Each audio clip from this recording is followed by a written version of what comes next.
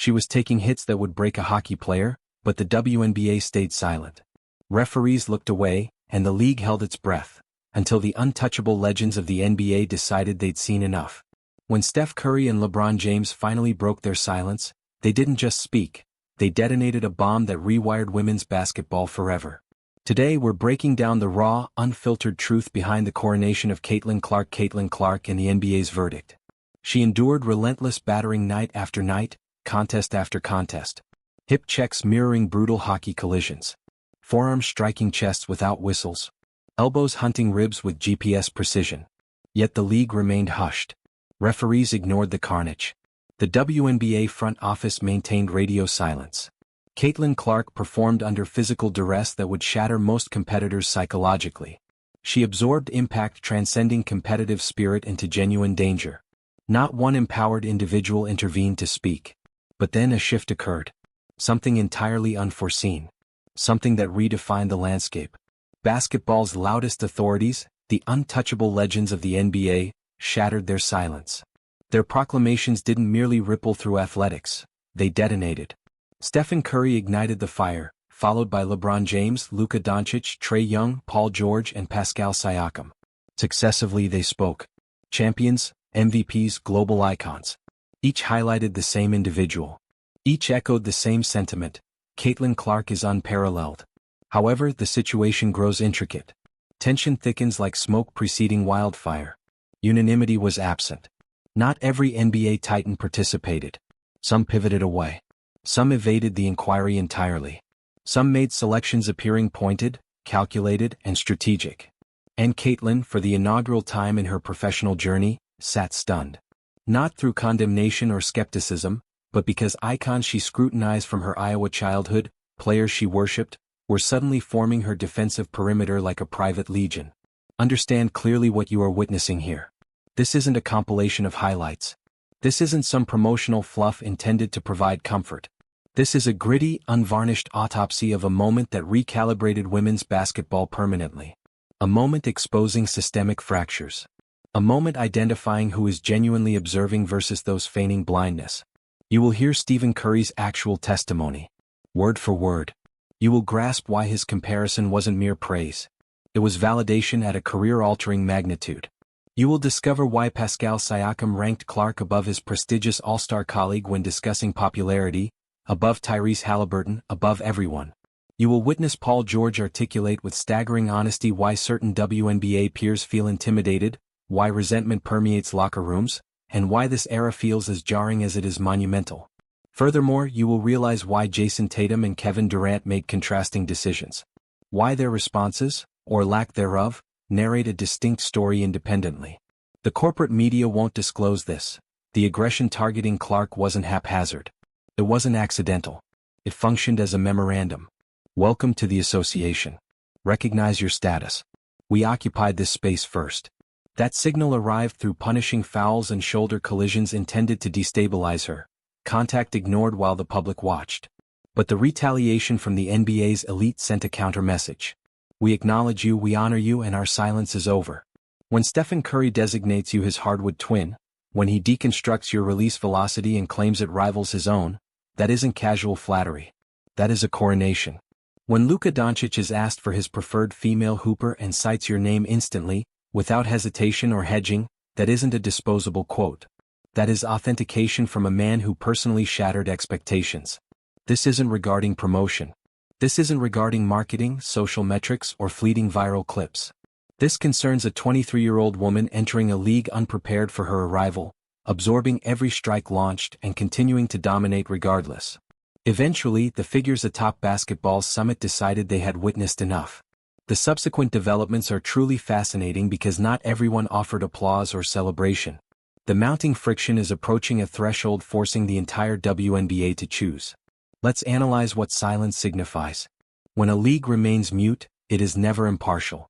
Silence constitutes a declaration. Silence grants authorization. Silence informs spectators exactly where priorities reside. 4 weeks, Caitlin Clark endured punishment that would spark investigations elsewhere. The aggression was incessant. The fouls were flagrant. The subtext was agonizingly transparent. You might possess fame and fans, but on this hardwood, you will suffer for every inch. The WNBA permitted it. No communiques, no warnings for adversaries, no public vows to shield their primary asset, just standard operations. While hits accumulated, observers noticed. Digital platforms erupted. Comment threads overflowed with fury. People who never viewed a WNBA game suddenly held convictions regarding officiating integrity. Yet internally, the silence persisted until the NBA intervened. Understand why this transition matters. NBA athletes rarely interfere across league boundaries publicly. They manage their own conflicts, seasons, and scandals. Entering WNBA discourse isn't just rare, it's nearly unprecedented. When Stephen Curry discusses marksmanship, the basketball universe pauses. This man fundamentally evolved the sport. He didn't just master distance shooting, he weaponized it. He forced defenses to fear territories previously ignored. So, when Curry observed Caitlin Clark and recognized himself, that wasn't exaggeration. That was professional acknowledgement at the zenith. He didn't just compliment range. He became specific, technical, and analytical. He analyzed release speed. He noted that data shows Clark's release timing equals his own. Contemplate that. The premier marksman in history, statistically, definitively, claims a 23-year-old newcomer possesses his mechanics. He pushed further. He labeled her a performer. He lauded her poise. He cited her playmaking as equally formidable as her shooting. He utilized the phrase total package. Stephen Curry doesn't distribute accolades like participation awards. Every syllable he utters is dissected, recorded, and debated. He understands this. He selects words meticulously. And he elected to propel Caitlin Clark to legendary status in one dialogue. Yet the narrative shifts. Not every NBA luminary followed Curry's lead. Not everyone felt prepared to crown Clark the definitive future. Jason Tatum, NBA victor and gold medalist, was queried directly about his favorite WNBA athlete. His response, Aya Wilson. Period. No expansion. No mention of Clark. Certainly, Aya Wilson is spectacular. She is dominant and deserves every accolade. Nobody disputes her brilliance. But with Clark breaking records weekly, her image saturating every sports network, and her apparel sales eclipsing most NBA peers, that selection felt deliberate. It felt like a manifesto. Kevin Durant replicated this when asked the same question. Angel Reese. Again, a gifted athlete and legitimate star. But while Clark dominated every national dialogue, Durant gestured elsewhere. These weren't oversights. These were calculated diversions by two titans. What? Paul George solved that mystery before it was posed. In a remarkably candid assessment, George detailed the psychological reality within the WNBA. He discussed the grind, athletes who spent decades constructing this league from nothing. Women playing in vacant arenas, flying commercial while men flew private, battling for every cent. Then a rookie arrives and instantly becomes the global face. George didn't minimize Clark's genius, he offered full respect. But he acknowledged the alternative perspective. Some athletes will feel insulted. Some will feel eclipsed. Some will feel as though their foundation is being surrendered to a newcomer. That friction, that bitterness is human. It is authentic. It explains everything. The physical fouls, the icy receptions, the pointed retorts. The WNBA isn't merely playing ball. It is clashing over who defines the future. Pascal Siakam uttered something that deserved national headlines. It didn't? Not truly. Only fragments circulated. The gravity of his words remained submerged under noise. He faced a simple inquiry during a live broadcast. Which athletes receive the most affection currently? Which stars are captivating the public most? Siakam could have cited anyone. He is surrounded by elites. He plays with Tyrese Halliburton, a brilliant young floor general and two-time All-Star. Yet when the question hit, Siakam pivoted unexpectedly. He went directly to Caitlin Clark. Not as a footnote or polite inclusion. He placed her at the absolute apex. His literal words, she's another level in terms of the love she has. Another level. He called her a beast. He claimed the surrounding fervor is impossible to disregard. Then he did something extraordinary. He prioritized her over his own teammate. Consider locker room politics. Consider the unwritten codes of professional athletics. You don't publicly declare an outsider more beloved than your own teammate unless it is undeniable. Unless the evidence is so staggering that denial appears farcical. Siakam made a choice. He surveyed the basketball landscape, NBA and WNBA, and identified a 23-year-old in Indiana as the epicenter. That isn't pity. That isn't hype. That is respect earned through output. He wasn't isolated. Obi Toppin added his perspective without seeking notoriety. Toppin is defined by action, not rhetoric. He allows dunks to speak. He doesn't craft moments for lenses. So when Toppin discussed Clark, it resonated as sincere and unscripted. He described watching her as a joy. He noted that her presence at NBA games sparks visible thrill. He stressed the reciprocity: she watches them, they watch her. This mutual reverence between leagues barely existed before Clark. The WNBA and NBA inhabited separate realms and dialogues. Clark dissolved that barrier in under a year. Now Trae Young provides a fascinating angle. Young isn't just any athlete, he's among the most polarizing figures. He has faced hostile arenas and flourished. He fires from the logo and grins. Sound familiar? When asked about a potential shootout with Clark, Young didn't waver. Of course I would. Then he mentioned a statistic most overlooked. He and Caitlin Clark are the solitary two athletes in history to lead college basketball in scoring and assists during the same season. The only two ever. That isn't trivia. That is a bond transcending skill comparison. It is historical company, elite territory excluding every other person who ever played college hoops. Young recognizes himself in Clark. The range, the bravado, the willingness to attempt shots that petrify others, the capacity to facilitate while dominating the scoreboard. He teased about needing extra practice compared to previous contests. Then he turned serious. Nah, I'd be ready. I'd do it. This wasn't empty chatter. This was Young validating Clark as an equal. Not a curiosity or novelty, but a genuine rival who could challenge him. Imagine that spectacle. Caitlin Clark versus Trae Young. 3-point battle. All-Star Weekend. The stadium would vibrate. Ratings would shatter benchmarks. The event would become instantaneous folklore. Young understands this. That is why he agreed without hesitation. But this concludes with a painful inquiry. If NBA icons are queuing to exalt Clark, challenge her, and compare her to themselves, why are some WNBA peers viewing her as a menace? Why is the aggression so tangible? Why is the hostility so blatant? Why does her own organization seem conflicted between celebrating her or suppressing her? The explanation involves what Paul George identified early. Explosive ascension generates discomfort. Invariably. When someone rises this rapidly, they don't just occupy space, they displace incumbents. Luka Doncic doesn't overanalyze his rhetoric. He is among the most transparent professionals. When frustrated, it shows. When impressed, he speaks. There is no PR filter between his mind and voice. Thus, when a journalist asked about his favorite female player, his reply carried weight because of its simplicity. Caitlin Clark. No modifiers, no diplomatic evasion, no balancing mentions. Just her name delivered instantly. The reporter appeared startled. Really? Luka affirmed it. Then he mentioned Paige Bueckers, saying she's okay, but noting he hadn't seen her professional play yet. That phrase, she's okay, became a saga. Some labeled it dismissive. Others saw it as honesty regarding what he's actually viewed. But what matters more than the Bueckers comment is this. Luka Doncic evaluates greatness by impact, not potential or collegiate highlights. He ascended from European prospect to NBA cornerstone by proving himself nightly. He evaluated Clark by that same metric. He ranked her first without needing further evidence. That endorsement, unrefined, immediate, carries significance that polished PR never can. Because Luka isn't performing, he is reacting. His answer mirrors his reality. Caitlin Clark is his favorite. Discussion over. The divergence around these instances creates the true narrative. Survey the field.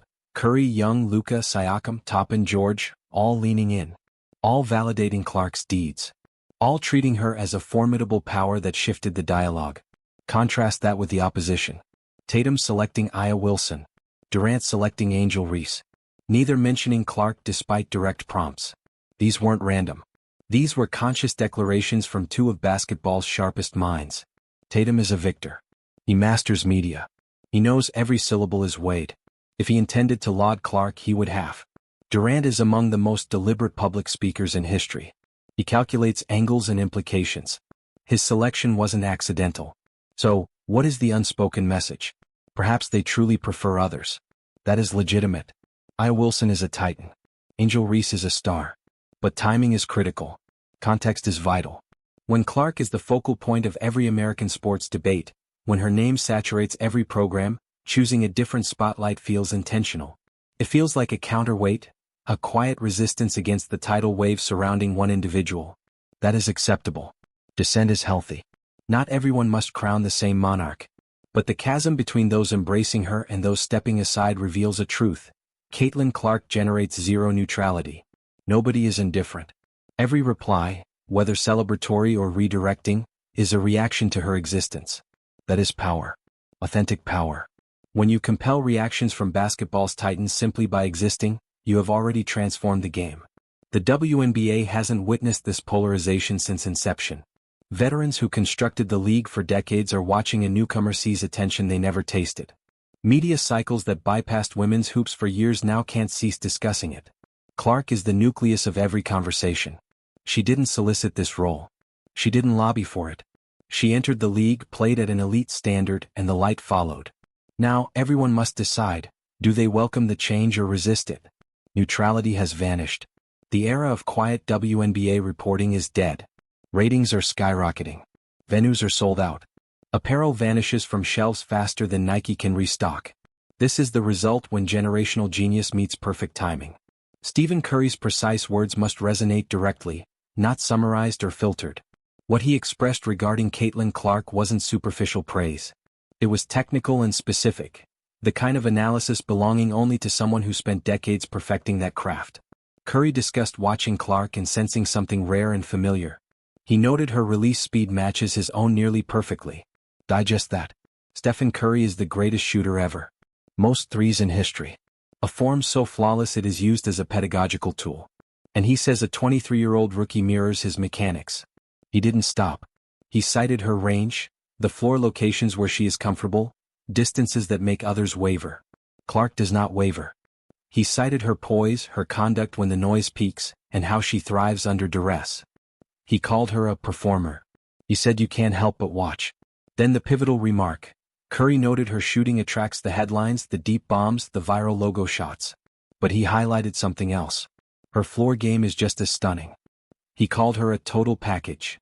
Complete. Not merely a marksman but a player who reads the floor, facilitates, dictates pace and perceives the game beyond scoring. This wasn't Curry being polite.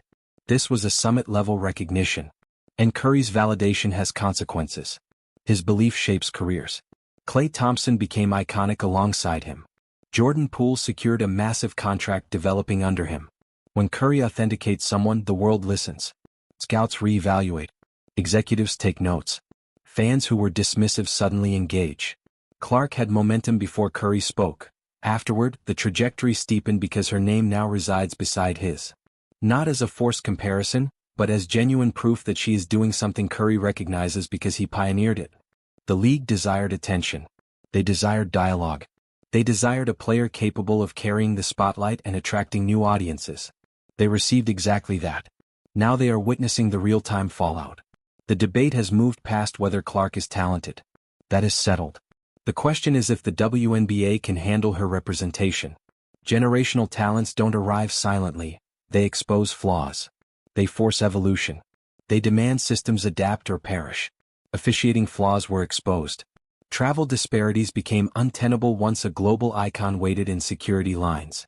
Marketing voids became visible because something was finally worth marketing. Clark didn't invent these issues. They existed for years in the shadows, but she illuminated them. Once visible, they cannot be ignored. Charter flights were approved mid-season, not because funds appeared, but because treating their primary asset like a minor leaguer became unjustifiable. That is leverage. Authentic leverage. One 23-year-old is already rewriting the operational manual. Consider the statistics. Television viewership for WNBA contests surged over 400% from last year. 400%. That isn't a minor increase or steady growth. That is a detonation. Games migrated to NBA stadiums, the massive, iconic arenas, and they still sold out. Every seat occupied. Merchandise vanished faster than anticipated. Nike couldn't maintain Iowa Gold inventory. Her jersey sales eclipsed numerous NBA stars. When did a rookie in any sport spark that commercial frenzy? Sponsors flooded in. Brands previously indifferent to WNBA alliances suddenly demanded meetings to associate their logos with this phenomenon. This originates from one individual.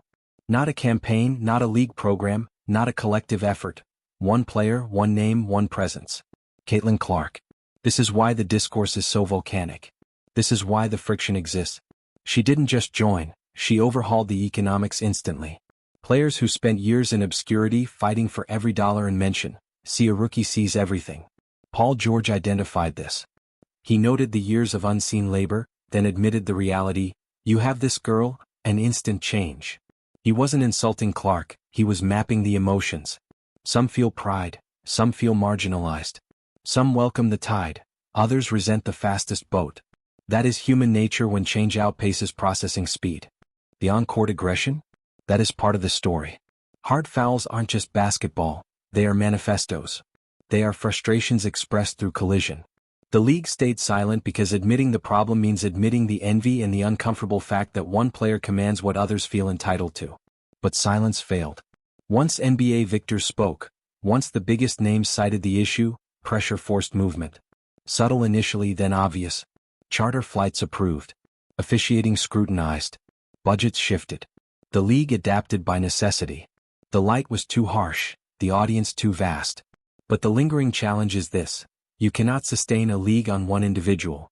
The WNBA needs Caitlin Clark as the current engine, but she requires protection. Authentic protection. Action, not just statements. And the veterans need attention too. Their stories must be told. Their platforms elevated. If this becomes solely the Caitlin Clark show, resentment will flourish. Divisions will worsen. Physicality will peak. Balancing this is the difference between a lasting legacy or a burning flashpoint. The NBA handled this with LeBron. Years of singular focus created fatigue. The WNBA possesses that template. The question is their willingness to apply it. True brilliance never produces neutrality. History proves this. Every revolutionary athlete generated these reactions. Michael Jordan wasn't just adored, he was envied, resented, and targeted. Serena Williams wasn't just hailed, she was scrutinized and held to impossible standards. Tiger Woods wasn't just admired, he was isolated. He unsettled rooms. LeBron James? Decades of unresolved debate. Greatness polarizes. It compels a choice. It kills indifference. Caitlin Clark is experiencing this now.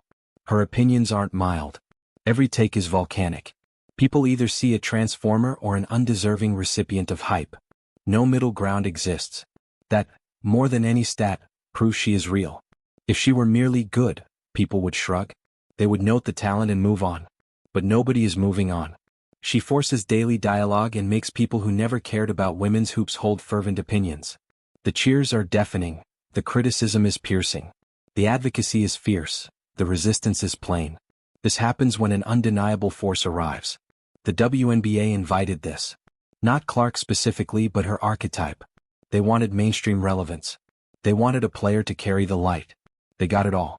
Now they are learning the price. Attention brings capital, viewers, and revenue, but it also brings friction.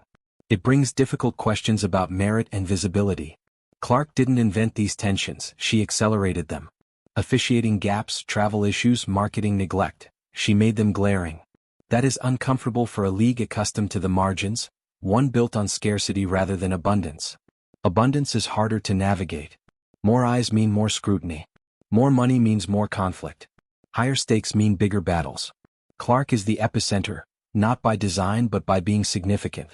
The question isn't whether she can handle pressure. Her production proves she can. The question is if the league can handle her arrival. Can they shield their star without showing bias? Can they market her without diminishing veterans? Can they grow without fracturing? These aren't theories, they are current events. Every WNBA decision for a decade will be influenced by this. The light is on. The world is watching. Errors will be visible. And Clark will play through it because that is what generational icons do. They don't wait for perfection, they perform regardless. The Curry analogy warrants study. When he calls you his twin, it's a blueprint. It's a prophecy. Curry didn't just shoot, he altered basketball's geometry. He forced systems to reorganize around him.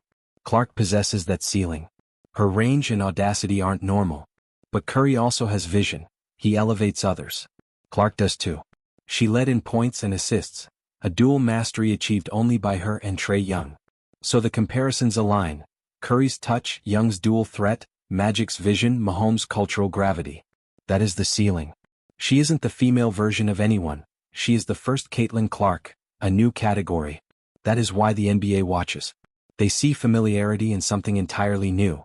The shooting and confidence draw them in, but the context and resistance she faces are unique. Clark operates under harsher scrutiny than any predecessor. Social media magnifies every foul and miss. The fame other stars built over years arrived for her on day one. Most would break. She hasn't. Harder hits lead to better play. Louder critics lead to silencing moments. That resilience defines the legendary. The NBA stars recognize the qualities that made them successful. They know what follows: more pressure and more resistance. And through it, Clark will keep proving her status. The league's task is balancing this elevation. Making one rookie the centerpiece is powerful but risky. She becomes a symbol and a target. If the imbalance persists, resistance will grow. The solution isn't favoritism, it's systemic improvement, consistent officiating, clear standards, and professional conditions for everyone. Charter flights and marketing should be league standards, not Clark standards. The NBA's LeBron-era blueprints are ready. The WNBA just needs to follow them. This moment is both a chance and a risk. The chance? Global legitimacy. The risk? Structural collapse. Clark will do her part, she already is. The rest is up to the league. Clark forced the door open. What is built inside depends on everyone else. Every era has a catalyst. The WNBA just found theirs. Caitlin Clark didn't ask for permission, she performed. The NBA icon spoke. The world reacted. The center of gravity shifted. The quiet era is finished. People care intensely now. And at the center of the storm stands Caitlin Clark. 23 years old, 0.38-second release, logo range, elite vision, unbreakable soul. The league requested energy, they got a blaze. The sport requested a face, they got a revolution. The catalyst is here. Can the world keep up? Clark won't wait. She never has. The saga continues, moving faster than ever. For the raw angles and the truths they won't show you, stay with us. Like, subscribe, and comment. Stay locked in. This is just the beginning.